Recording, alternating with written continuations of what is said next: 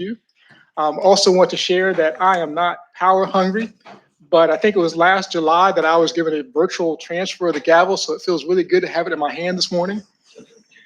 And with that, we're going to call this meeting to order and begin by asking for approval of the agenda.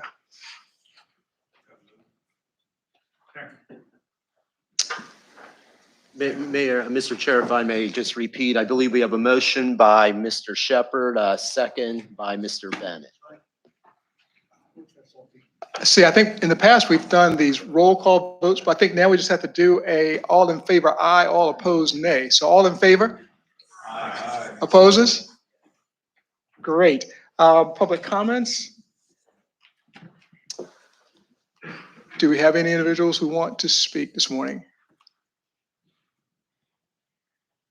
Seeing none, we will move into item number 4 on our agenda, which is Executive Director's Report. Mr. Crum? Yes, thank you, Mr. Chairman. Just to echo our chair's comments, welcome back, everybody. It is great to see everyone. I think that we've been waiting 16 months to not do a roll call vote on approval of agenda, so we really appreciate that. My monthly executive director's report is enclosed for your review. There are a couple of items, though, Mr. Chairman, I would like to review for the TPO board. First, we had our 5th Regional Transit Advisory Panel meeting yesterday in this room. This is a group that our General Assembly directed us to form. It consists of about 65 community stakeholders in the Hampton Roads region that really have a passion around public transportation. That RTAP membership broke themselves up into 9 work groups around different topic areas, and they have come back and reported out a couple of action items that they're recommending under each topic that we consider. Mr. Harrell, I think you joined me in our excitement for that group. Mr. Trogdon has been there every step of the way. And really looking forward to arranging a time for them to come and share their ideas with this board. So we continue to work with our Regional Transit Advisory Panel. Secondly, I'd like to report that we have been working closely during the past COVID months with our chief administrative officers in some of the localities on the peninsula to look at ways that we can take the 52-mile Virginia Capitol Trail that extends from downtown Richmond to the doorstep of Williamsburg and extend that trail down the peninsula to Fort Monroe. That would be a first step. A second step would be we could bring it across the Surrey Ferry and bring it down the south side and take it down the railroad right away to the ocean front. We submitted an application through the federal RAISE program this past Monday, requesting just over $20 million of funding to build segments of that trail. It would equal about 8 to 9 miles, segments within the cities of Williamsburg, a significant segment within the city of Newport News near the McReynolds Athletic Center, and another segment working with Ms. Bunning and her team down near Fort Monroe. So we are really excited about that application. Really excited that Senator Kane yesterday threw his support behind that application. So we'll continue to keep you posted, but we are really excited about that possibility to kickstart that effort. On the south side, we collaborated with the city of Virginia Beach. The city of Virginia Beach submitted a similar application. It would, in the existing right-of-way that the city controls, extend a trail from the Newtown Road light rail station down to Virginia Beach Town Center, and includes a pedestrian walkway over Independence Boulevard. So working with Mr. Dehaney's staff and team, our role there was to support this application. We were able to bring a lot of regional organizations behind that application. So excited about both applications. If they're funded, we really start to kickstart this trail for our region. So we'll keep you posted on that. Finally, Mr. Chairman, I just wanted to report and thank Senator Spruill as chair of the Hampton Roads Caucus. He has invited us to come address the Hampton Roads Caucus next Wednesday, July 21st. It's going to be held up in the city of Hampton. Ms. McClellan, as the PDC chair, and I will be briefing in the morning on the work of the Planning District Commission. And then at 11 o'clock, Mayor Tuck, myself, and Mr. Kevin Page, Executive Director of HRTPO, will brief on regional transportation projects. So we're really looking forward to that opportunity. So, Mr. Chairman, thank you for that time. I'll turn it back over to you, sir. Thank you. Our next items on the agenda will be the various updates from our different partners. And we'd like to ask you to keep these to 1 minute if possible. And we'll start with item number 5 will be the CTB update. Mr. Chairman, I can cover that along with the VDOT updates if you don't mind. I don't think That'll be fine. You are 5 and 6, so you'll have 2 minutes. I'll keep it in 1.5. How about that? If you all can refer, our update is also enclosed on our major project portfolio here in Hampton Roads. Just to let everybody know, we're on schedule to deliver 2 more projects by the end of this year. It accounts for just under $500 million worth of work. And that would be our segment 3 widening project up on the peninsula. If you've been up there lately, we do have the 3 lanes open from the Queens Creek Bridge traveling east to the end of the project. And there'll be more of that to come as we work through the rest of the project, as well as the 264-64 interchange there at Witch Duck, also completing by the end of the year, and progress is moving along nicely there as well. From the CTB, they did approve the 6-year improvement program, about $18.2 billion across the state. That's FY 22 to 27. Hampton Roads accounts for about 26% of that total program. So obviously with the regional contributions, a significant amount of the state's program is being executed here in the Hampton Roads region, which is obviously a great thing for us and a great challenge as well. The other item I'd just like to update on is the results of the round 4 smart scale process were also approved as part of that 6-year improvement program decision. There were 24 projects approved for the region, amount of about $168 million. So just like to congratulate and thank all of our localities for the great work that they did on the submission of those packages that competed very well across the state for those dollars. Mr. Chairman, that's all I have. Thank you. The next one is the DRPT, Jennifer Mitchell.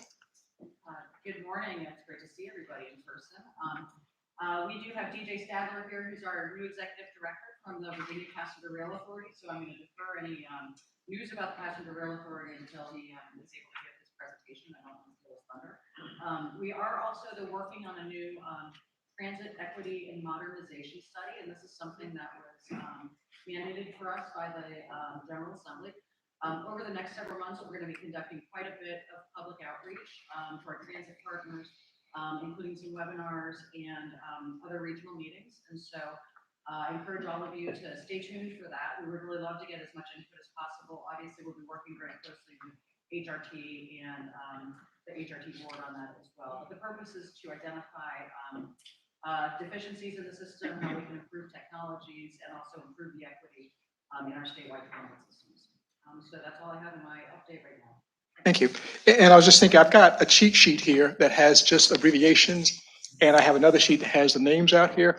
And just for those of you who may be here for the first time and aren't familiar with the abbreviations, I will read from now on the full names, because I would be one who would not know what I was talking about. So the next one will be the Virginia Port Authority from Barb Nelson. Good morning. The port has been enjoying consecutive months of record growth, beating our year-over-year averages as the cargo volumes continue to surge as we come out of the pandemic.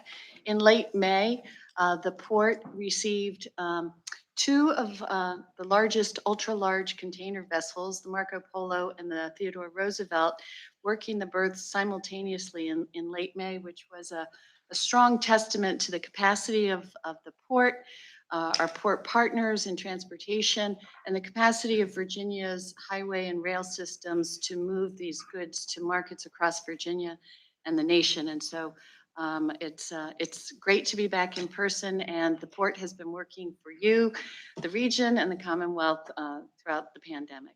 I'd also like to take a moment to introduce our new Director of State and Local Government Affairs, Thomas Cross. Thomas, if you could stand.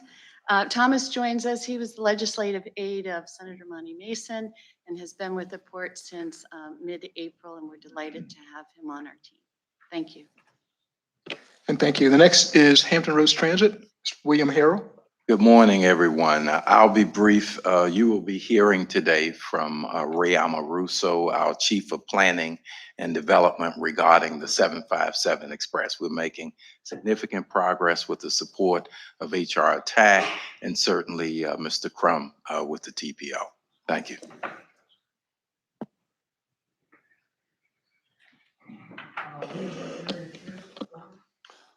Thank you, Chairman Tuck. Well, first, the bad news, I guess we're also still just trying to keep staffed up at WADA as HRT is, and so competing to try to get operations back to where they were before the pandemic. On the other side, we're working on a couple of significant facility projects for WADA that have been supported by this TPO through the CMAQ and RSTP program. So very happy for the support and look forward to getting those done. Community Advisory Committee, Terry Dernicker. Thank you, Mr. Chair. Good morning. It's nice to see all of you, and by all of you, I mean all of you and not just talking heads. The Community Advisory Committee met on June 10th, and that was our last Zoom meeting, I guess. And we had two major agenda items.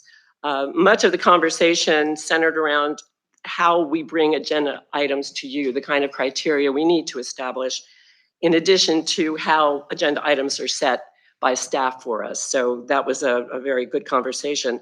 And it led naturally to the next agenda item, which is something I brought to you before via Zoom. And that was the electronic participation in meetings.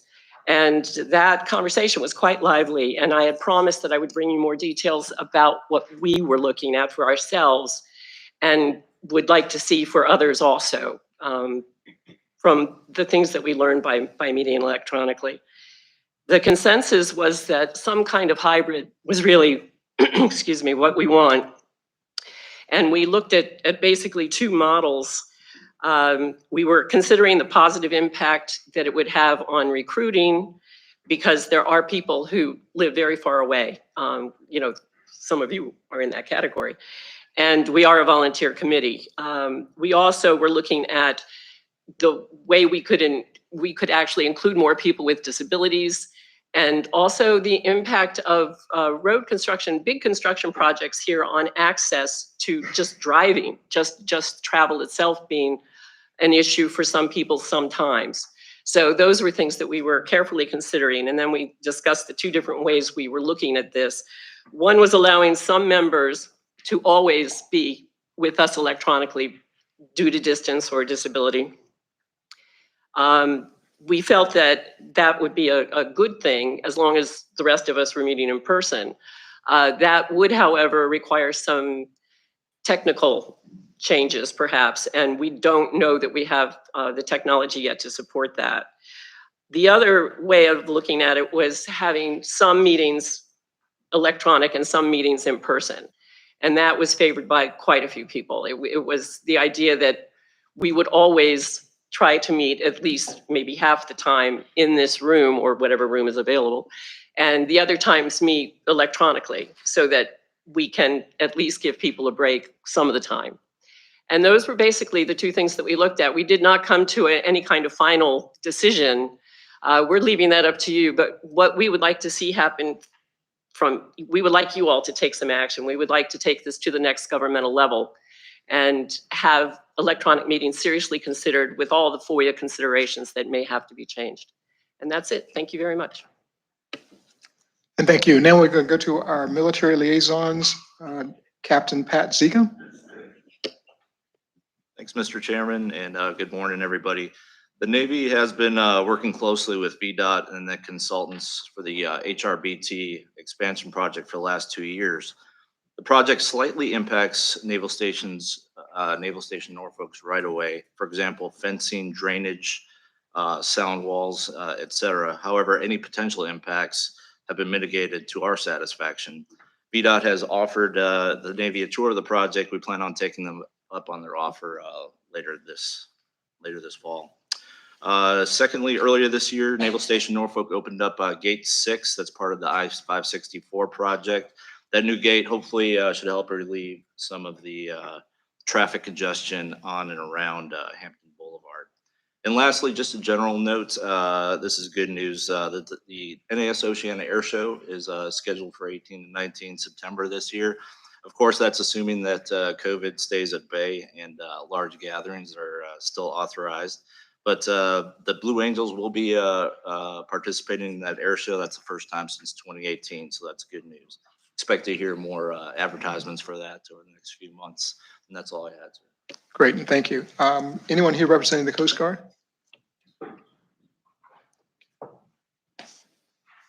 We have Airport Representative, Mr. Mike Giardino.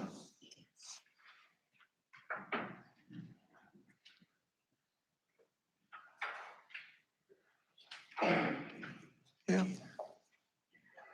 That concludes our updates. Item number 13 is a nominating committee, and I am to appoint 2 locality members to fill the vacancies.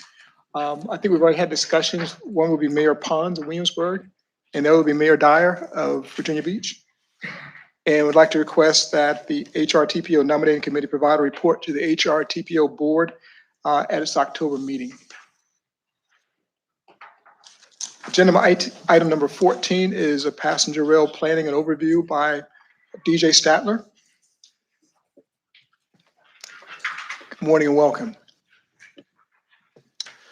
Mayor Tuck, may I, as Mr. Statler makes his way to the podium, and I apologize for this, but I was tardy. I've been in so many meetings with Mr. Dehaney, I failed to realize until just a few minutes ago that I believe this is the Virginia Beach City Manager's first in-person regional board meeting day. So I just wanted to take a moment and introduce everybody in person to Mr. Patrick Dehaney, who is Virginia Beach City Manager. Patrick, my apologies, my oversight, but I should have done that earlier on.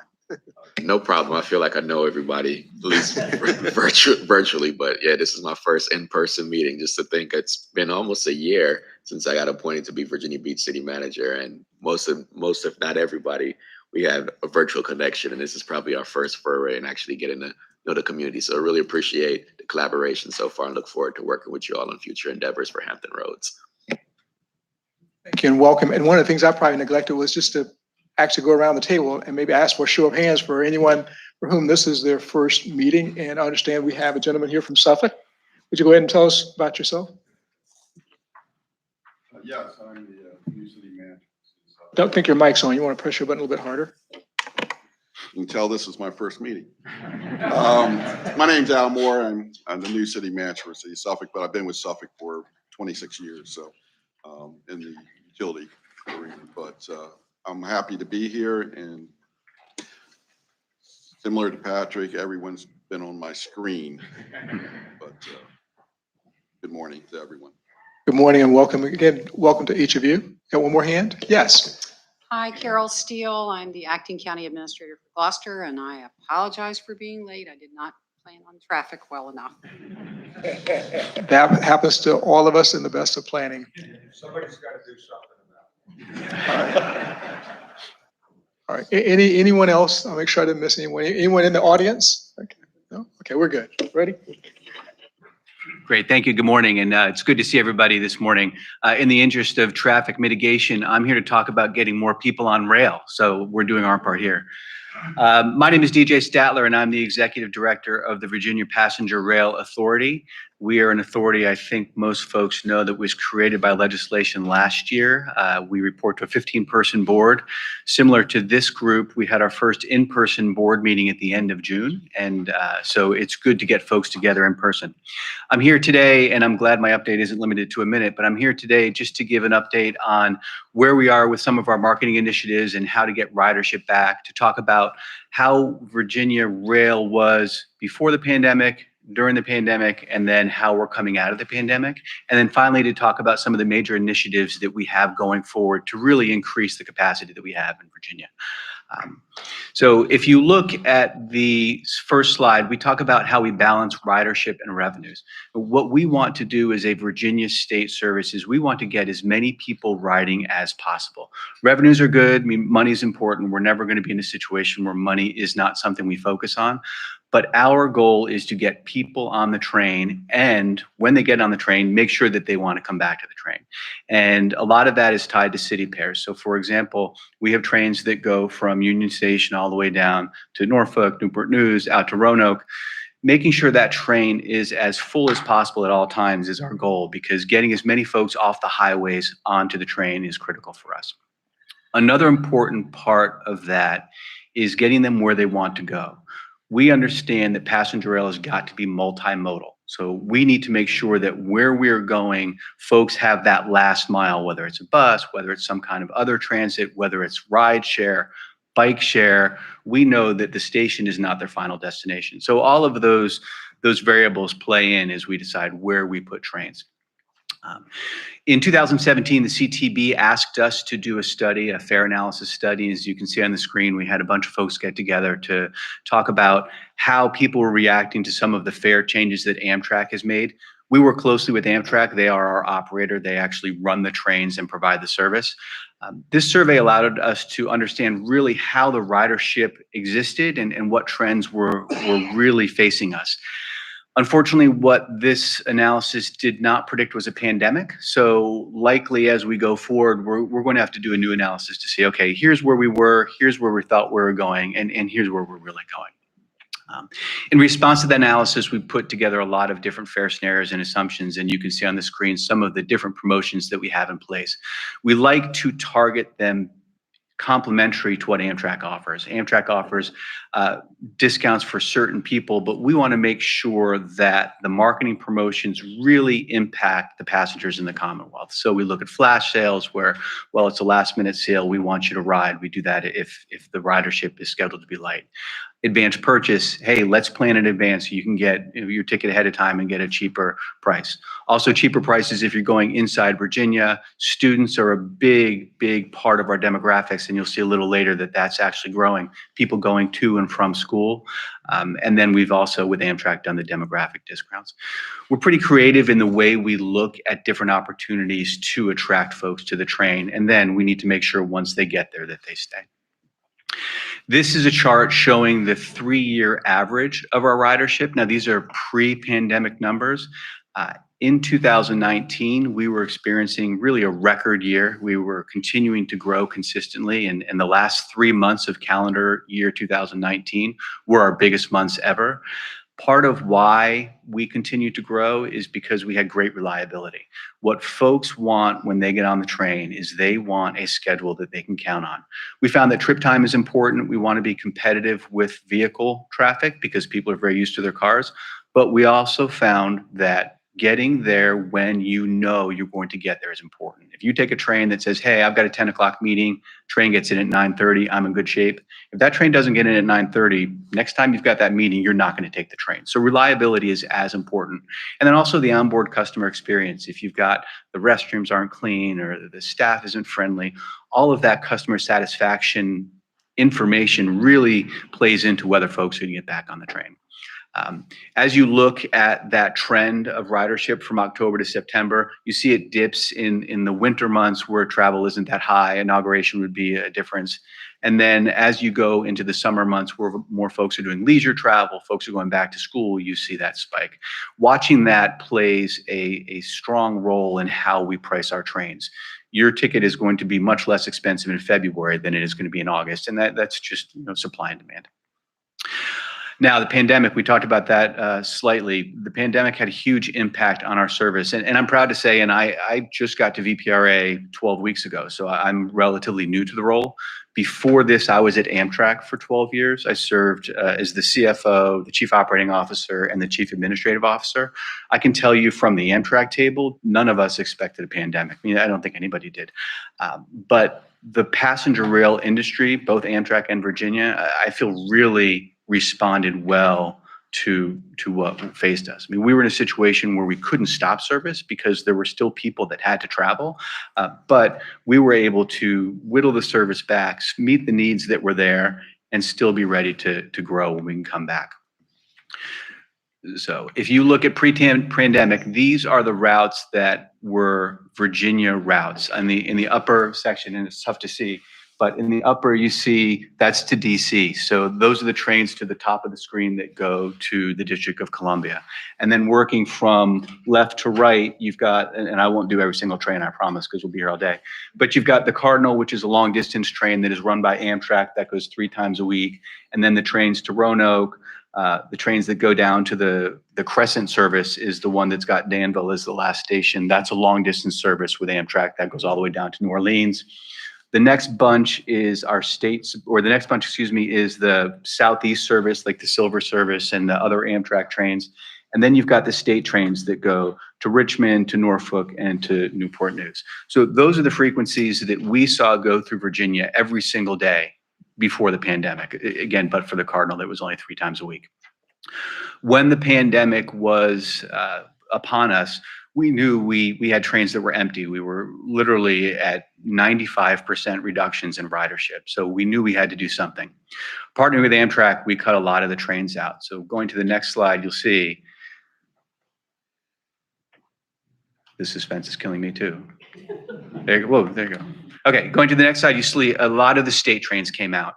Amtrak was still running its long distance trains and the auto train was still there, but we pulled a lot of the trains out just because there wasn't any ridership, and we narrowed it down to just the 2 that you see there.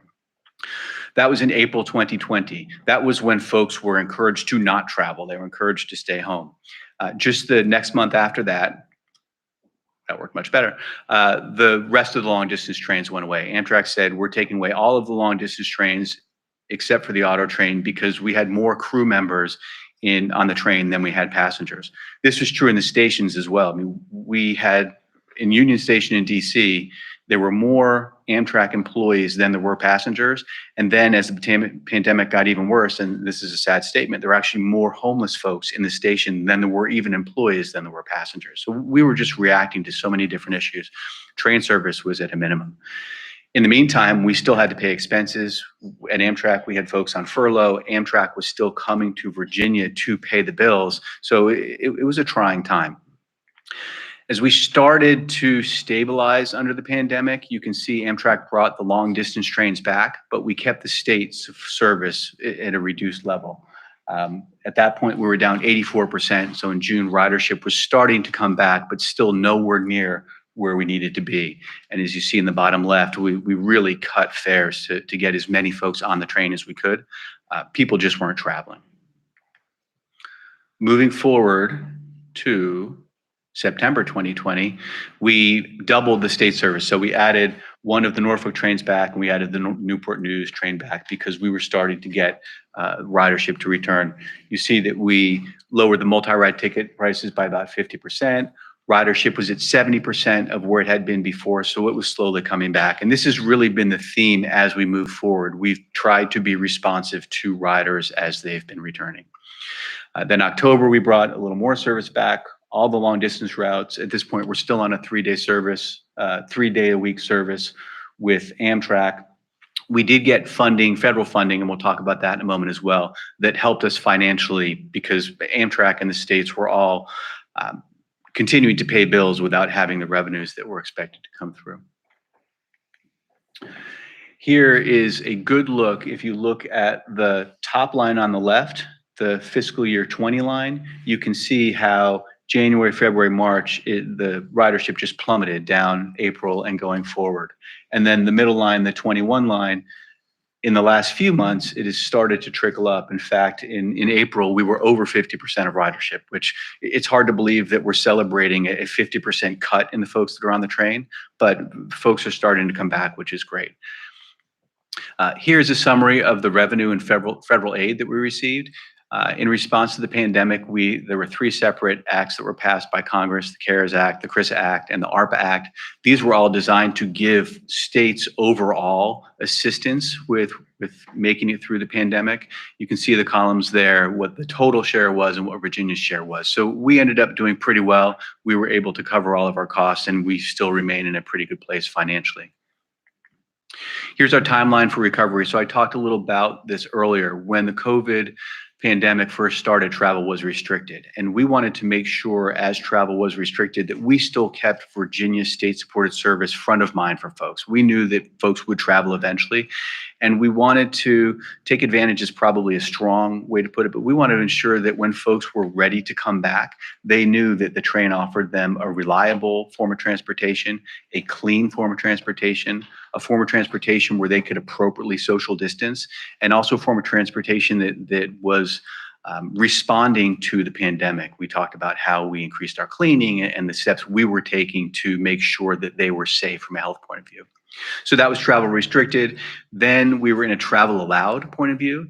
Under travel restricted, it was only emergency personnel and really critical travel. Travel allowed is when people started to come back as they were comfortable. And now we're moving towards a travel encouraged. That's the phase that we're in now. We want to aggressively get folks back on the train. Just a little bit about marketing and ticket fares. Amtrak generally controls the pricing. We have the opportunity to make to deviate slightly from their ticketing and pricing. However, when we do that, any reduction we make has to come out of our operating budget. It's a challenge for us pricing because Amtrak's goals are different. Amtrak is all about revenue, and rightfully so. I mean, that's what they're looking to do.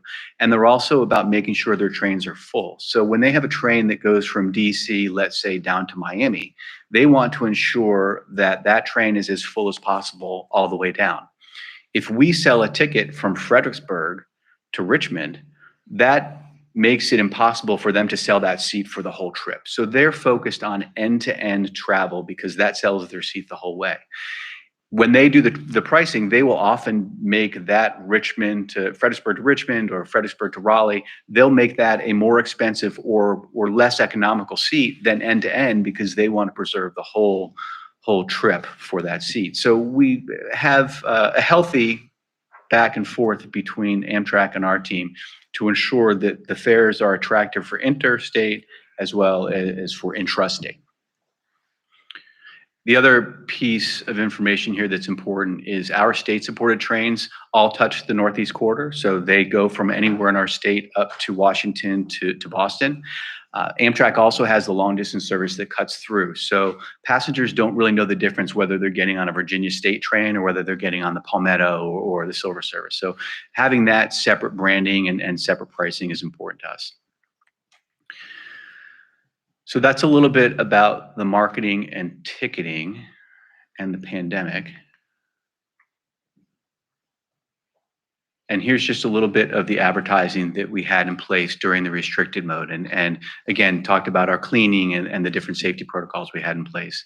Then we moved towards the travel allowed, and the messaging was slightly different. And those of you that drive 95 through Richmond, there are a couple billboards where we're advertising. So we're proactively looking to get folks back on the train. There's your travel allowed. Thank you. And this is on Twitter, Facebook, social media. And then finally, there we go, to the travel encouraged. Not sure why my thumb's having so many problems. So this is the look ahead. Hey, welcome back. We want you on the train. You can't unwind on I-95. I mean, 95, no offense to my VDOT partners, thank you.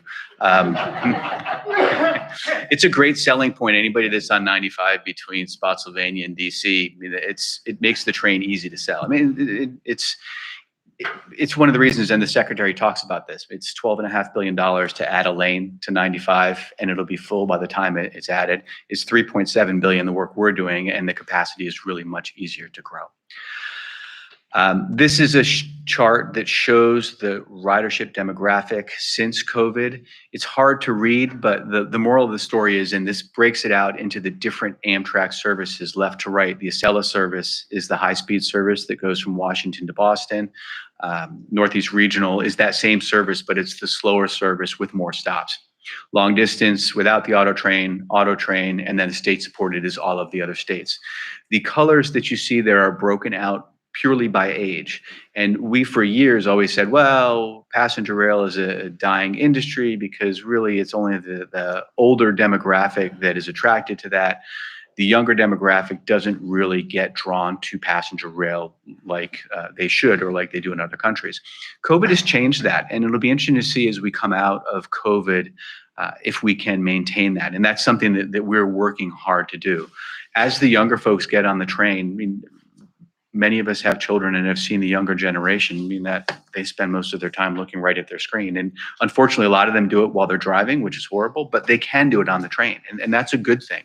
Getting them aware that, hey, the train is an option is, I think, key to the future of passenger rail, not only in Virginia, but everywhere.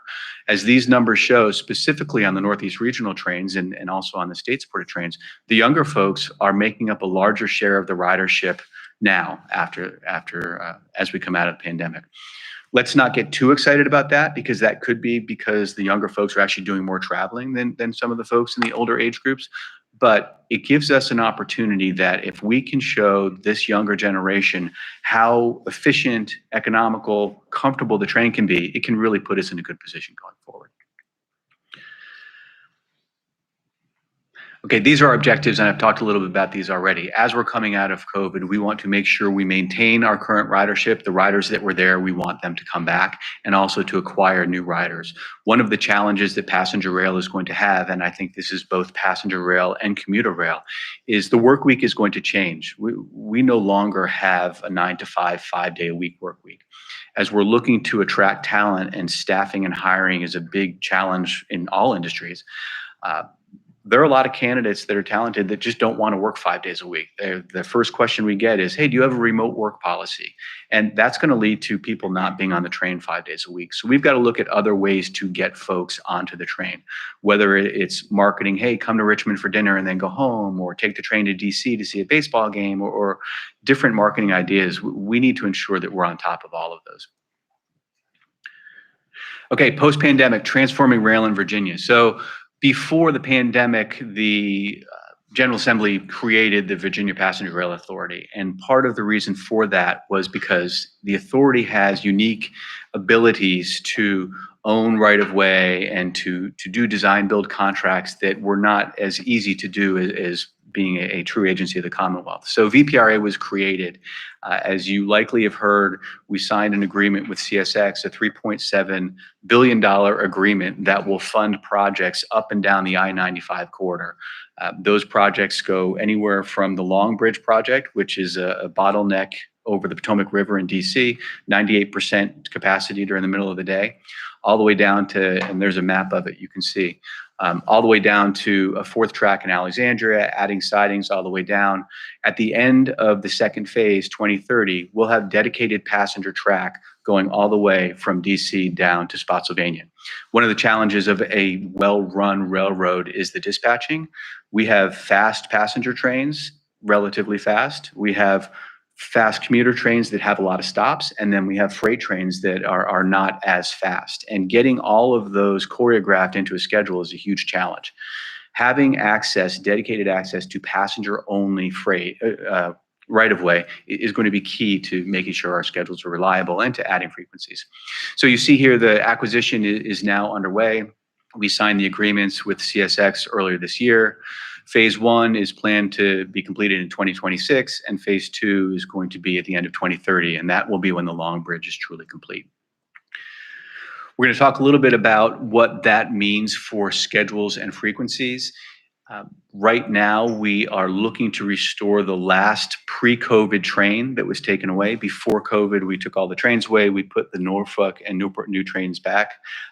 We are waiting to put the last Richmond train back. That is scheduled to come back. We're told, actually, as of this morning, that it's going to be no later than November 1st, but they want it back sooner than that. Amtrak is working with us. The other good point there is that it used to stop at Staples Mill. Now it's going to come all the way down to Main Street and let folks off in Main Street. A big challenge has been folks want to go to downtown Richmond, but getting off at Staples Mill, they still have to take a cab or a rideshare, so that's good. This is a service plan chart similar to the one you saw earlier that shows all of the new trains that are going to come from this acquisition. As you see, some of them are almost immediate. For example, we've got a new Roanoke service that will come, and then also the new Norfolk service that will come right in the next 6 months or so. We're working again out with that. We're working that timing out with Amtrak. But then coming towards the end of phase 2 and phase 3, you'll see even more frequencies coming down here. This is the schedule of the VRE service. We are going to have them. They'll be on some of the track that we own. We're extending the Richmond route, as we talked about, getting that back by November, and then activating the second Roanoke train, and the third Norfolk train will be in the fall and then in the spring of next year. Talking just a little bit about the schedules. Well, first we'll talk about the acquisition service. So what this $3.7 billion deal will do for VRE will allow us to add about 20 VRE trains. We're hopeful to get that many frequencies back and forth over the course of the next 10 years. You see the different adjustments there to the Newport News and to Richmond trains. And here are the schedules. So this is a map of the entire Virginia train service. We've got, again, Union Station up north. Bottom right, we've got Newport News, Norfolk, and then the Richmond's in the middle. And then to the left, you see the Roanoke train. Recently, we announced that we're going to be extending service to the New River Valley. Currently, we're looking at sites in Christiansburg. There are 3 sites being considered. We're doing an alternatives analysis to determine which of those sites is the best, but that will allow us to take that Roanoke train a little bit further out to Christiansburg, help us get the Virginia Tech students and the Radford students out there. We'll go into detail, just a little bit more detail on each of these. So as you're all squinting to read those times, bear with me because they'll get bigger. My thumb notwithstanding.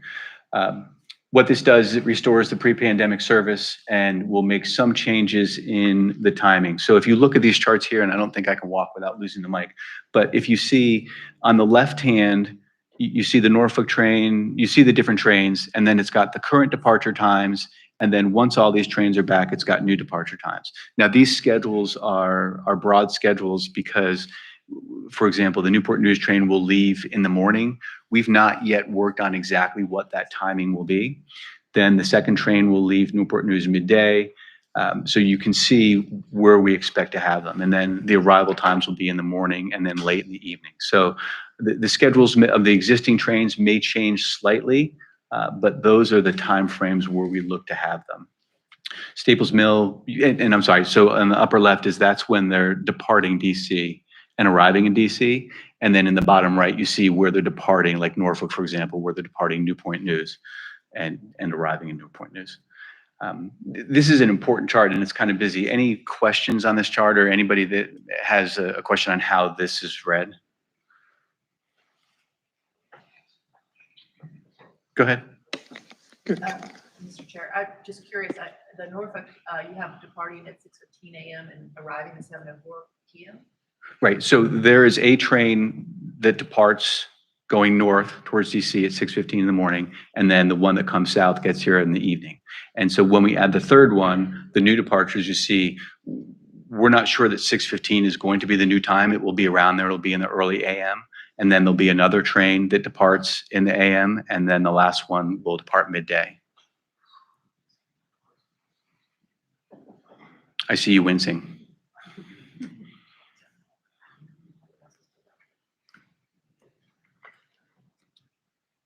So, and again, we're working on these. We continue to work on these. That's the schedule that we're looking at now.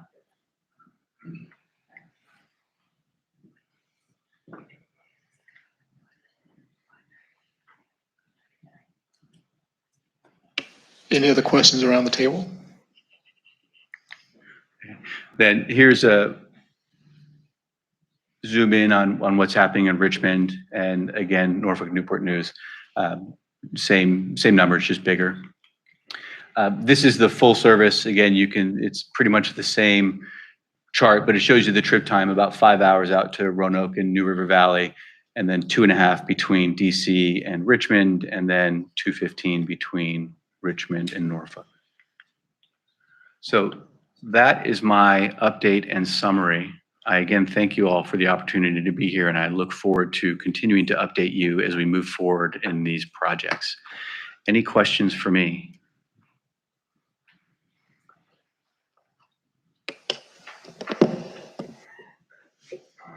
Mr. Chairman, could I ask first, Mr. Statler, thank you so much for that great overview. Might it be possible if you could, thank you, you read my mind.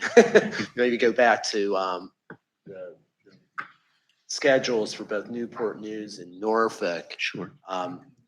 There seemed to be some questions about that, and I just wanted to be certain if board members had any questions. And while we have the expert here, it can be clarified. Sure, absolutely.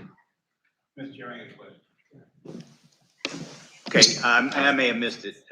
We were overwhelmed by all the stuff you were talking about. Yeah, no, sorry, no worries. Okay, so when's the Newport News station gonna be done? The new station? Yeah, is there a new station? So let me- Right, that's what I'm hearing. Yeah, so like, when's it gonna be done?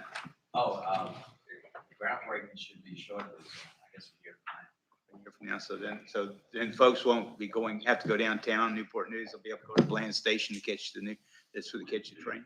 Right. That's important. Pull your microphone closer to you, and you might want to use yours so folks back there can hear.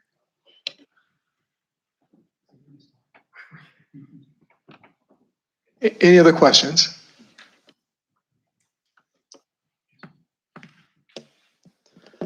I just wanted to ask a quick question about marketing. So one of the things that I've heard pre-pandemic, some of our cities talk about is whether or not there might be cooperative opportunities for our cities like Norfolk or Newport News to piggyback on your marketing efforts. For Norfolk, obviously you could bring a passenger rail train, Mr. Mayor, to your city. You could ride the tide.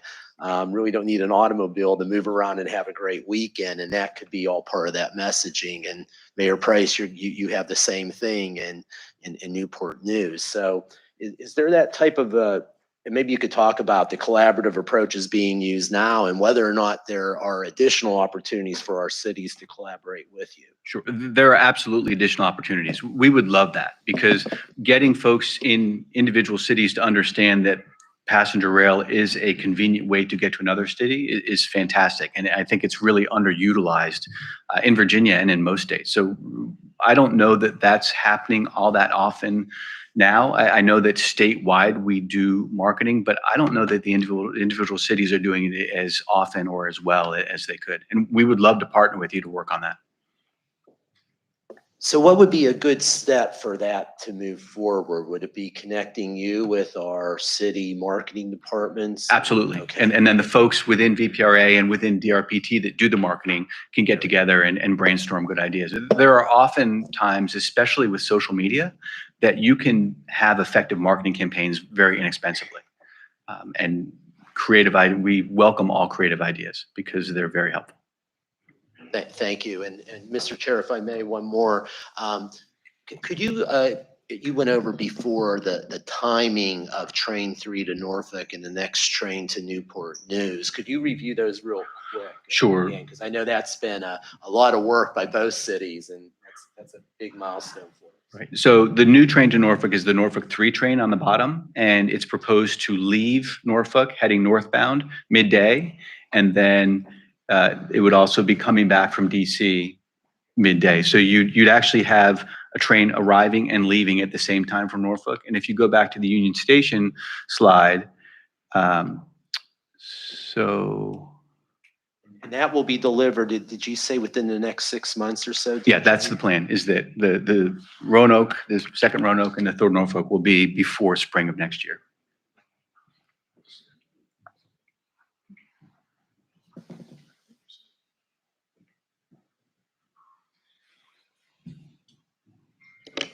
Any other questions?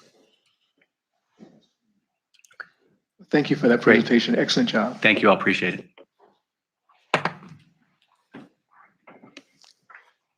Item number 15 is the HRT 757 Express Program. Ray Amaruso. So, Mr. Harrell, I don't know if you have any introductory comments, but we just thought that this is such an important time for the great work that was done by our Virginia General Assembly, HRT, our localities, and all the partners to bring dedicated funding towards building a regional backbone network. And I think this is an exciting story to tell. And William, I think yourself and Mr. Amoruso are prepared to share information for where you are in the process and what the future steps will be. Good morning, Mr. Chairman, members of the board, Executive Director Crum. I'm here to give a brief update on our 757 Express, the regional backbone service that's forthcoming. As a way of background, I'm sure most everyone here is familiar with it, but I thought it was important to reemphasize that the Hampton Roads Regional Transit Fund or program, the RTS program, the 757 Express program, it is documented in our 10-year transit strategic plan, a requirement that's embedded in the Code of Virginia, submitted annually to the Virginia Department of Rail and Public Transportation. It identifies transit service improvements and capital improvements over a 10-year period, year by year. And Chapter 6 of that document specifically addresses the 757 Express program. The mechanism to fund the projects identified for the 757 Express program comes through the Hampton Roads Regional Transit Fund, which is managed by our friend Kevin Page and his organization, HRTAC, the Transportation Accountability Commission. As we submit projects to move forward, they check the 10-year transit strategic plan to ensure compatibility and that it is documented in that plan. The backbone of the RTS program, 757 Express program, is based on new regional classifications centered around the 13 regional transit service routes, our MAX limited express routes, our Peninsula commuter services. Essentially, what it calls for on those 13 routes, which are the workhorses of our system today. We have over 73 bus routes today, but these are the workhorses that connect people to jobs, medical appointments, and schools, is that all 13 routes will have a consistent span of service, meaning that they all start at the same time in the morning, they all end at the same time in the evening, regardless what city they're in. That is a big change for HRT because we have a balkanized system today that that respects geographic boundaries but confuses passengers. It also delivers for the first time 15-minute service among 13 different routes. Some of them during the peak periods, AM and PM. Some of them also all day 15-minute service. And they're mostly oriented around the major employment sites, as I had said. Here's a map that depicts where those 13 routes are. It's kind of a transit system map. So geographically, it's kind of squished together, so it fits fine. But you can see the 13 backbone routes, both on the north and south side, as well as the MAX and PCS routes. The information in the chart contains some of the primary expected benefits from the investments. We have 6 routes today, 4 of them in Norfolk and 1 in Portsmouth and 1 in Virginia Beach that have 15-minute peak period service. That will jump now to 13 routes, but you can see based on population served, number of jobs that are within easy access, less than a quarter-mile walk access to a stop that has 15-minute service system-wide, you can see those improvements. So completing the regional transit system does result in, when all is in and it's implemented in 3 distinct groups, over 200,000 additional revenue hours of service and over 2.4 million annually of additional revenue miles of bus service. What it provides our customer and the passengers is better reliability, faster commute times, and new connections. It really is singularly focused on these routes will work in a symbiotic relationship to each other without the confusion of or worry of how they're funded because it's coming from this independent funding source through the General Assembly. But in addition to service, and the heart of it is service,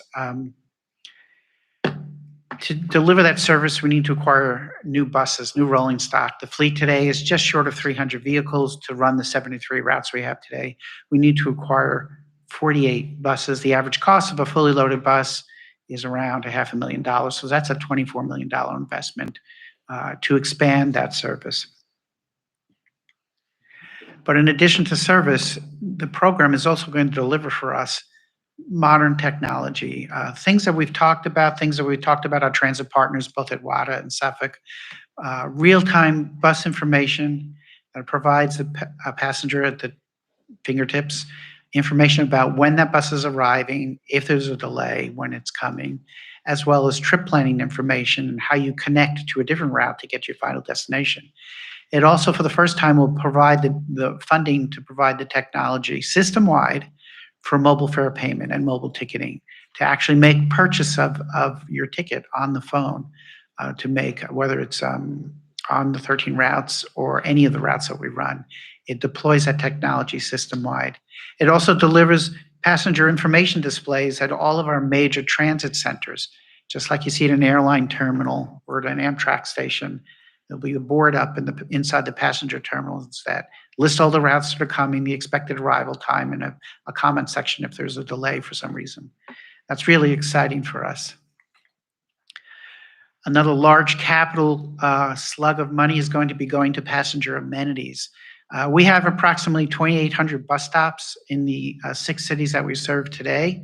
Only 300 of them have some form of a passenger amenity, mostly in the form of a shelter, a bench, some solar lighting, a waste receptacle.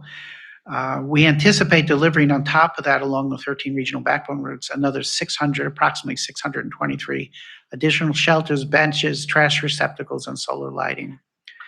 In addition to all of those passenger amenities, and that's really important because I often make the point that the first touch point for one of our customers is not when they board the bus and drop the money in their fare box, it's actually waiting at the bus stop.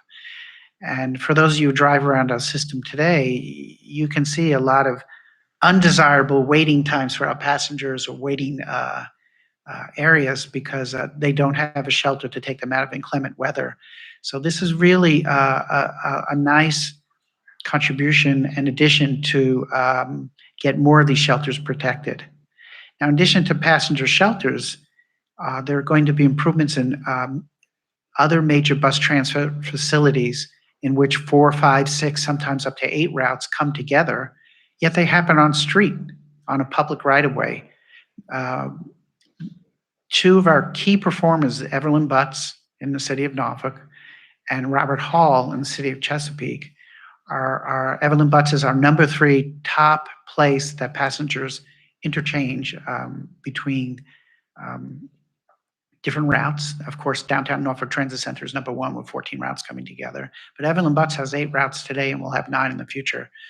And they operate on street, and it's not very conducive for a place that moves nearly 3,500 passengers a day. So both of them will come off street onto private property, will be built in, if anyone's familiar with Ward's Corner over on Granby Street by 564, off street in a configuration with sawtooth bays, passenger restrooms, operator restrooms, covered shelter and waiting areas, information at kiosk, and eventually the ability to buy a fare at those locations with TVMs as well. So the Net Center is another one. We've recently relocated out of Net Center, which was on private property, to a new location. Eventually that will have the same kind of amenities as well. Another big capital component of amenities is, I'm not sure if everyone's familiar with how we deploy our buses, but for the 6 cities that we serve, the 300 buses that we store and maintain, we have 2 operating divisions. One on the south side in the city of Norfolk at 18th Street behind our administrative building, and one on the north side in the city of Hampton off of Victoria Boulevard. Approximately 1/3 of our fleet is stored and maintained in Hampton, 2/3 of our fleet are stored and maintained in Norfolk. Geographically, we have a huge service district. It really spans the depth of all of Virginia Beach, a lot of Chesapeake, Portsmouth, Hampton, and Newport News. It's inefficient the way we operate today for routes that are east of Norfolk. that operated in Virginia Beach and south of Norfolk and Chesapeake that were deploying all of our equipment in what we call a deadhead arrangement, no passengers and revenue service, to get those buses to the point to start their route. But that's all the operating divisions we have. What we have out in Virginia Beach is a 35-year-old facility off of Parks Avenue that was built long ago to accommodate the VB Wave trolley routes, the 3 routes that operate on the oceanfront seasonally from May through September. It has no capacity for any additional routes to come out of there. It's functionally obsolete. It's not ADA compliant. It has some issues for employees. We can't even get a modern day bus fully inside the building and lift it because it hits the roof because it was built by standards long ago. So the RTS program, the money that's coming from the Hampton Roads Fund, is going to give us the ability to have a second operating division on the eastern end of our service district. It'll be physically located in the city of Virginia Beach. We're working with Virginia Beach staff right now and talking with them. But it will be able to house up to 100 buses. These are 35-year investments. We are going to relocate and deploy on a daily basis to begin with about 67 buses out of that facility, cut down annually between 67 and 77,000 deadhead miles, which essentially are non-revenue miles, and also save them wear and tear of buses that are going back and forth to 18th Street in Norfolk today. This is a big improvement for the service that's east and south of us, and it will be used mostly to serve the Virginia Beach routes and the Chesapeake routes. And also give us room for growth in Norfolk. You all may have read recently that we acquired 6 all-electric vehicles. Those all-electric vehicles require charging infrastructure, which takes up, when you install them at 18th Street, takes up some aisle space for the charging infrastructure. So it compresses how many buses you can store overnight.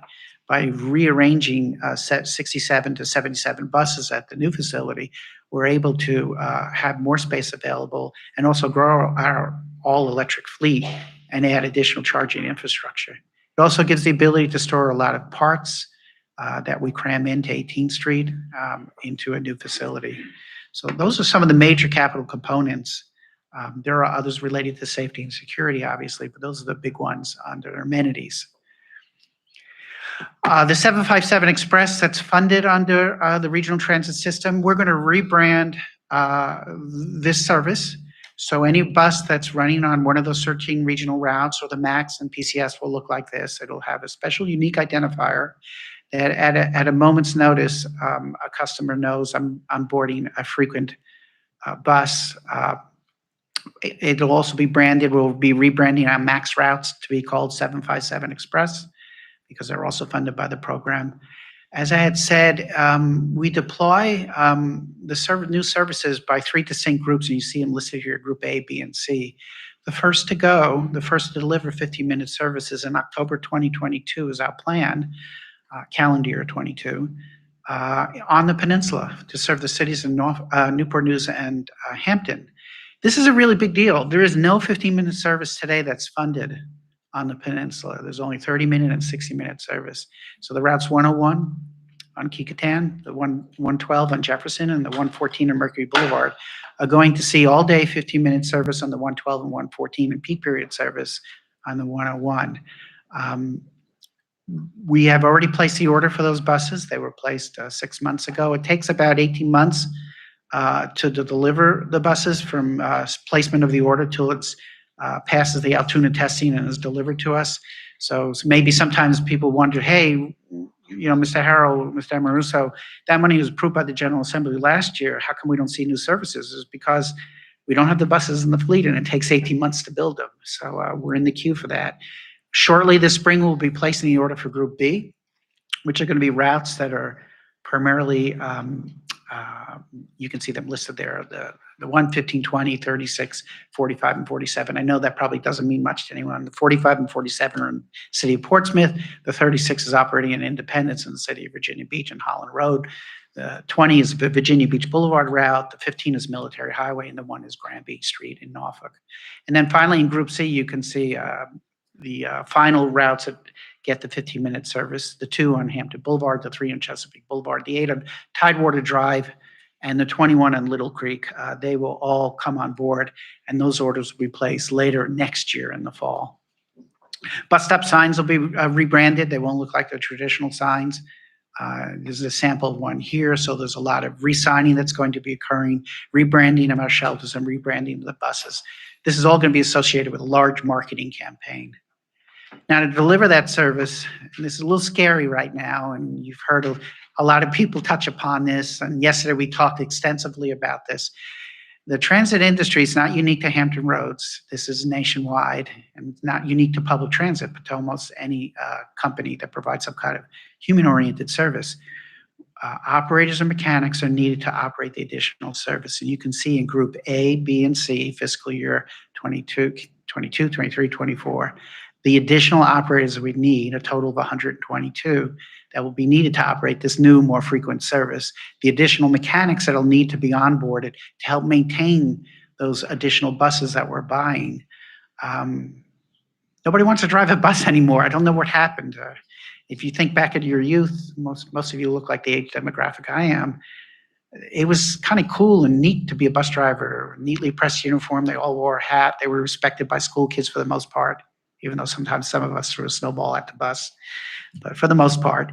But it's a tough gig. And under the pandemic, it's been even more challenging, both in their personal life, with family matters and quality of life, and then also with customers that sometimes are angry when a bus is late. And we are struggling, and Mr. Harrell can attest to this, like many other transit properties, to get a full workforce. But we have some unique marketing campaigns and partnership efforts, thanks to many of the cities around this table, as well as some private sector workforce development areas, to ensure that we can hire the operators needed to deliver this service. I just wanted to put that out there. So some action items here that have happened since probably the last time you were briefed. Thank you. I don't know if Kevin Page is here. I can't see him. But thank you. We got our memorandum of understanding. That's basically a document that the board approved back in December of last year. That basically is a document that memorializes how the funding will flow from HRTAC to HRT, how the application is made, and the stipulations related to monitoring of the flow of that funds and the accountability of those funds, and ensuring that are in alignment with everything documented in Chapter 6 of the Transit Strategic Plan. Then in June, just literally last month, we had our first application go into HRTAC for funding passenger amenities and the money that will be needed for some of the other things I talked about. You can see there's a mention that regional routes to begin operating as the 757 Express in fiscal year 22, they'll be on the peninsula. I will say that some of our MAX routes, we're introducing a new MAX service that will provide service to the new Amazon facilities in Western Branch, Chesapeake, and in the city of Suffolk this October. So that route, the 980, which is going to be matched to the Amazon shift report times, will be operating out of the DNTC in downtown Norfolk with stops at County and Court in Portsmouth, and then at the Park and Sell lot in Portsmouth, then out to Victory Crossing, and then all the way out to those two Amazon facilities. The Suffolk facility will be employing 1,000 employees when they're fully staffed. The Western Branch will have 500 employees. Basically, they're fulfillment centers. We've been working with the Amazon personnel out in Seattle. They just hired their local regional manager for the Western Branch facility. So we're talking with them to get a better idea of exactly when the shift times. It's sometime between 7 and 7:30 or 8 a.m. and to match our service at those times. So that will be the first route that you'll see a brand of 757 Express, and that is fully funded with the RTS funding. I've had some unique conversations with our friends at ERC. I see Mr. Sullivan in the back to see if his new ownership team would be willing to participate in funding of some service out to the Amazon facilities, since those buses do use the Midtown and Downtown Tunnel. We'll continue those dialogues. There's a new route, MAX, I forget the number now, 974. I think that's going to be going from Portsmouth to Newport News Ship and Huntington Ingalls. That'll start next year. We've been asked to look at service also to the Norfolk Naval Shipyard in Portsmouth, emanating from Chesapeake, Indian River Park and Ride, and perhaps the Silverleaf Park and Ride. So this year at the Transit Strategic Plan, we'll be looking at that as well. Most of the Peninsula commuter routes will also, at the same time Group A goes in, be rebranded with the 757 Express. Most of those routes have specific trips timed to the shift report times at Huntington Ingalls. They'll see additional work trips added in the morning and the afternoon. They're not all-day service, but they are definitely aligned with the shift report times for Huntington Ingalls. The big effort right now that Mr. Harrell and the Chief of Human Resources, Chief of Operations is focused on is recruitment of operators. We can have all the buses we want. We can have all the amenities we want. We can invest in all the frequency we want. But if you don't have the operators to drive them, we can't deploy the services. So that is our big thing that we're focused on now. And that is a quick update of the program. And I'm more than happy to answer any questions. Any questions? Well, thank you for the presentation. Thank you, Mr. Chair. Excellent job.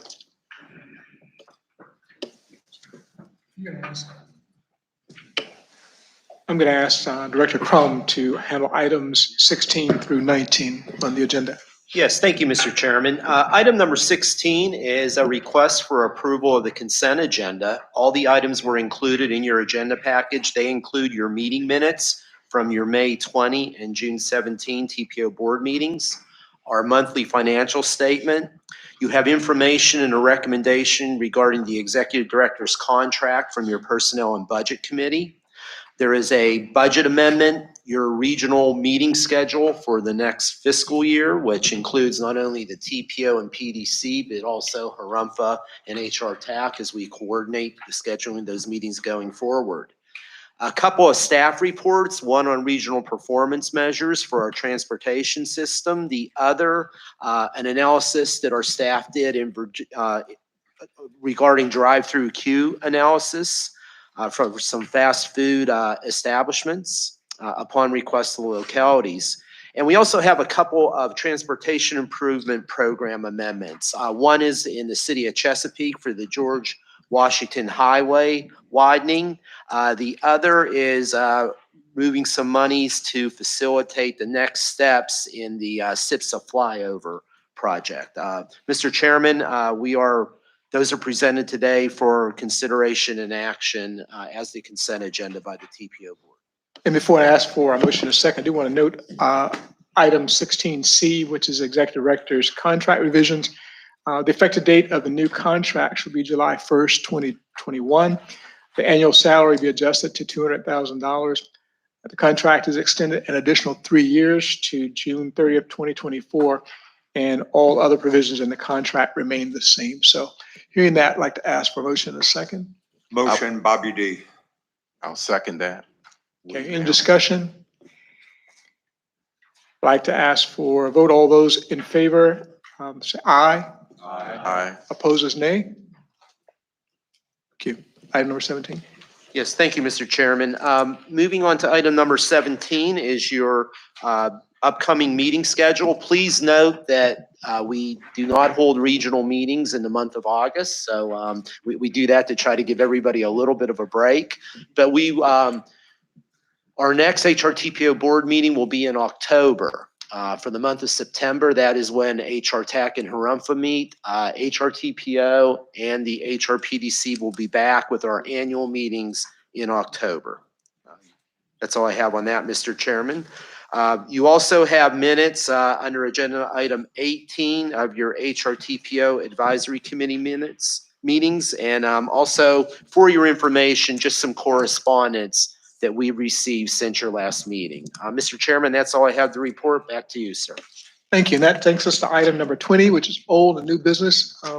Not aware of any new business items. Which brings us to item number 21, which is adjournment. We are adjourned. Thank you. Just a quick reminder that the PDC meeting will start in this room at 12:30. In the meantime, we do have lunches for everyone. If you go back through our offices,